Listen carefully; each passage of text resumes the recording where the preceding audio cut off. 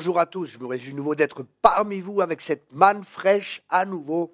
Et là, c'est vraiment quelque chose qui va être très fort. Je vous encourage vraiment à le partager sur vos réseaux sociaux, Facebook, Instagram et ainsi de suite. Partagez ces messages pour bénir le plus grand nombre. J'aimerais partager avec vous dans Genèse, là, chapitre 1, au verset 26. Puis Dieu dit, faisons l'homme à notre image, selon notre ressemblance, et qu'il domine sur les poissons de la mer, sur les oiseaux du ciel, sur le bétail, sur toute la terre et sur tous les reptiles qui rampent sur la terre. Dieu créa l'homme à son image, il le créa à l'image de Dieu, il créa l'homme et la femme. Voilà, jusqu'ici la parole de Dieu. Et c'est intéressant parce que Dieu dit qu'il domine sur la terre, sur les poissons, sur les circonstances, sur toute chose. Dieu nous a créés pour que nous dominions. Nous avons été créés à son image, c'est-à-dire que nous avons la capacité, nous avons la créativité, nous avons une libre volonté, nous pouvons faire des choix, nous pouvons prendre des décisions, nous pouvons dominer. Parce que l'homme a été créé pour être un leader.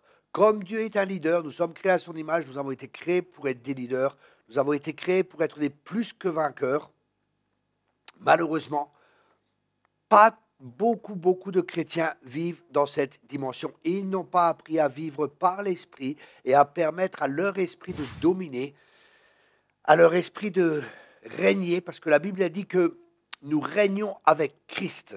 Et si Christ règne dans notre esprit, il peut régner à travers nous, et ainsi on peut manifester Christ, et des fleuves d'eau vive couleront de notre sein et vont influencer notre monde extérieur. Et ça, c'est ce que Dieu désire. Dieu désire qu'on soit des personnes d'influence. Un leader est une personne qui va influencer. C'est un chrétien.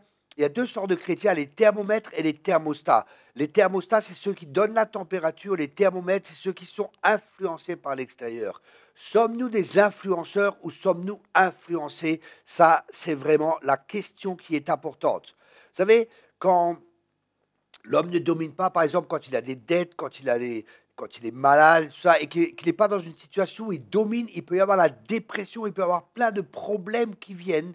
Pourquoi? Parce qu'il n'est pas dans la position que Dieu veut qu'il soit. Dieu veut que tu domines, Dieu veut que tu sois la tête et non la queue. Je répète cela, Dieu veut que tu sois la tête et non la queue.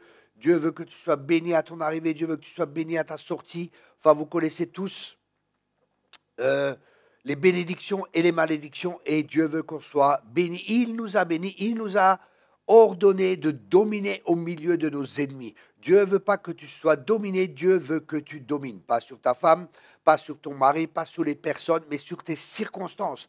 Dieu ne nous appelle pas à être dominés par nos circonstances, mais à ce que nous dominions au milieu de nos circonstances. Vous savez, j'ai lu des témoignages, par exemple, de Von Braun qui était en prison, ou d'autres chrétiens qui étaient en prison, qui étaient persécutés. Ils ne se laissaient pas influencer, ils se levaient le matin, ils étaient dans la joie, ils étaient heureux, ils ne se laissaient pas influencer par les circonstances. Ils permettaient à Christ de les influencer, à Christ de dominer en eux, et ce Christ régnait et dominait au travers d'eux. Et c'est à quoi nous sommes appelés? Nous sommes appelés à régner, nous sommes appelés à dominer au milieu de nos ennemis, au milieu des circonstances dans lesquelles nous sommes.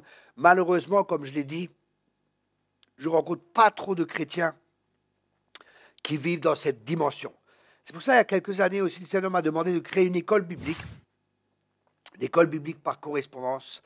Et cette école biblique, là, vous pouvez faire, par exemple, 1 an, on a vraiment baissé le prix afin que tout le monde puisse en profiter et que tout le monde puisse amener le règne de Christ et que Christ puisse régner dans les circonstances, dans n'importe quelle circonstance dans lesquelles vous êtes. Cette école biblique va vous aider justement à accomplir ce pourquoi vous avez été créé, à rentrer dans votre destinée glorieuse. C'est le but de cette école, c'est que le royaume de Dieu vienne sur la terre comme au ciel, et cela se fera par vous, si vous apprenez, si vous faites cette école, et si vous la mettez en pratique. Parce que la faire sans la mettre en pratique ne sert à rien, ne la prenez surtout pas. Si vous voulez faire cette école, c'est pour que vous soyez changé, c'est pour que vous soyez transformé. Et bien souvent, cette transformation s'opère au niveau de nos pensées.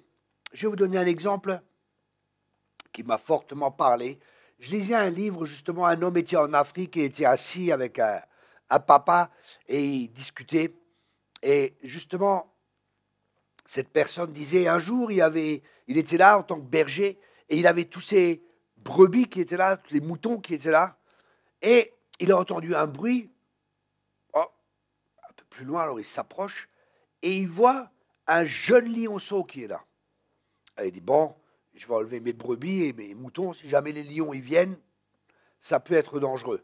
Puis il se met à l'écart et il observe. Et la nuit venue, toujours personne. Il a dit, ah, je vais prendre ce lionceau. Alors il a pris ce lionceau, il a dit, les parents, ils ont dû le perdre ou l'abandonner ou qu'est-ce que j'en sais. Il a pris ce lionceau et il l'a élevé avec les brebis et les moutons. Et c'est intéressant parce que ce lionceau, en grandissant, il se comportait comme les brebis et comme les moutons. Exactement de la même manière. Il s'adaptait aux autres. Puis un jour, ils arrivent et ils vont prendre de l'eau, ils vont boire au bord de l'eau. Et d'un seul coup, il y a un rugissement qui est là. Waouh! Et tout le monde prend peur, tout le monde fuit. Et ce jeune lionceau, comme les autres brebis, il fuit avec. Waouh! Et là, le berger, il regarde et il voit que le lion avait attrapé une brebis qu'il avait mangée. Ils avaient un peu de crainte, un peu de peur. Et une autre fois, il retourne de nouveau à cette eau. Et là, ce lion qui avait grandi entre-temps, il va pour boire et il a peur. Et tous les brebis se demandent, mais pourquoi il a peur? En fin de compte, il voyait sa propre image dans l'eau. Il voyait qui il était réellement. Et il avait peur, parce qu'il se voyait comme les autres. Il croyait qu'il était comme les autres, mais il était différent. L'histoire n'est pas finie. Puis ce lion revient. Et là, tout le monde fuit. Et d'un seul coup, ce lion se retrouve nez à nez avec ce jeune lion. Et il fait comme ça, il rugit à nouveau. Et il fait comprendre au jeune lion, rugit aussi. Et le jeune lion, il est là. Bé! Il rugit aussi. Bé! Et pendant plusieurs fois, il dit, non, non, imite-moi, fais comme moi. Et là, il rugit aussi. Il dit, vas-y encore une fois. Et là, il rugit aussi.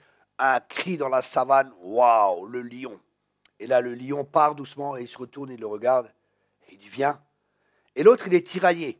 Il est tiraillé entre retourner avec les brebis et retourner à la ferme ou partir avec lui. S'il part avec le lion, il rentre dans quelque chose de nouveau, quelque chose qu'il ne connaît pas. Mais il va entrer dans sa destinée et il va être là pour la raison pour laquelle il a été créé. Et c'est ce que j'aimerais que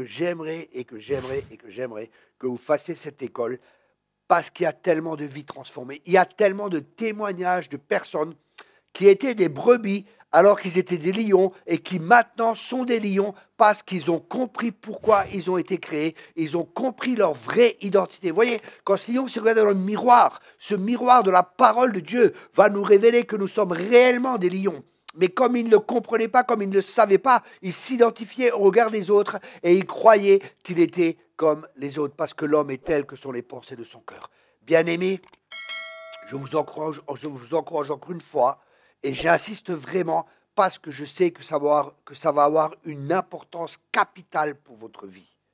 Faites cette école, investissez dans votre vie, investissez dans l'éternité, vous n'allez jamais le regretter, je vous le garantis. On a tellement de témoignages de vies transformées. Vous pouvez voir sur notre site, il y a une vidéo d'une personne dont la vie a été transformée. Aujourd'hui, elle sert le Seigneur, elle a pu écrire un livre. La vie a été complètement changée, complètement transformée. Et elle le dit elle-même grâce à cette école. Voilà, je vous encourage, partagez autour de vous. Merci beaucoup d'avoir une fois regardé la manne fraîche. Ça paraît tous les semaines sur notre chaîne YouTube. Vous pouvez aussi vous abonner. Vous pouvez également vous abonner à notre lettre de nouvelles. Je vous encourage vraiment. Abonnez-vous à notre lettre de nouvelles. Vous recevrez tous les mois un enseignement gratuit par écrit et vous serez informé de tous les déplacements, de ce que le ministère fait, du fruit qu'il porte. Merci beaucoup à tous. Soyez tous abondamment bénis.